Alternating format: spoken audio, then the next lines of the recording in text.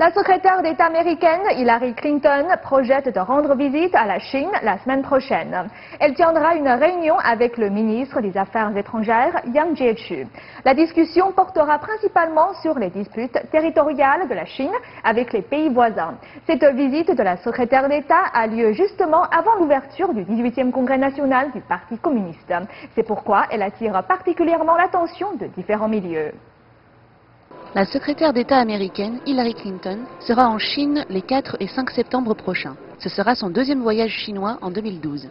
Ces dernières années, les relations ont été de plus en plus tendues entre la Chine et les pays voisins comme les Philippines ou le Vietnam, du fait des disputes de souveraineté territoriale en mer de Chine méridionale. Les conflits sino-japonais ont également été progressivement ravivés du fait que chacun prétend à la souveraineté sur les îles Diaoyu. La visite chinoise d'Hillary Clinton, à ce moment précis, semble lourde de sens.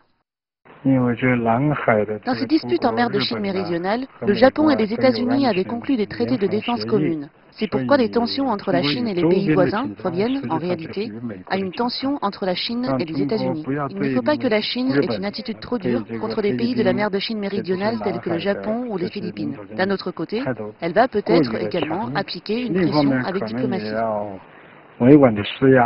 En avril dernier, à cause de la dispute à propos du récif de Scarborough, la Chine et les Philippines se sont opposées pendant plus de 2 mois. Le PCC et le Vietnam sont également dans une impasse à propos de la dispute de souveraineté sur les archipels Paracel et Spratleys.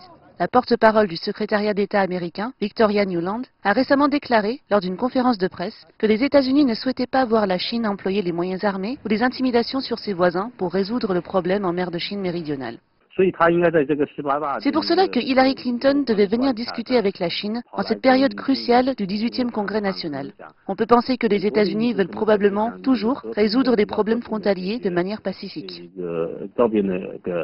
À part les disputes territoriales qui attirent l'attention de différents milieux, en février dernier, lorsque Wang Lijun, ancien chef de la police de Chongqing, est entré dans le consulat américain pour solliciter l'asile politique, quels documents a-t-il dévoilés?